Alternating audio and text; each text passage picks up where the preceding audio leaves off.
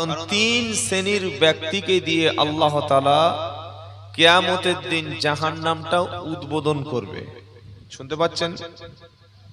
যেমন শোরুম উদ্বোধন হয়, পার্টি অফিস উদ্বোধন হয়, দোকান উদ্বোধন হয়, তো তিন শ্রেণীর ব্যক্তিকে দিয়ে আল্লাহ কিয়ামতের দিন জাহান্নাম আগুনের উদ্বোধন করবে। নাম্বার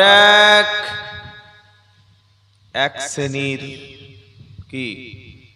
এক শ্রেণীর দুনিয়াধারী, দুনিয়ার প্রতি মায়া মোহাব্বত ওয়ালা, কোরআন ওয়ালা। নাম্বার দুই, এক শ্রেণীর দাতা। নাম্বার তিন, এক শ্রেণীর শহীদ। কটা বললাম? জোরে বলেন। এক, দুনিয়ার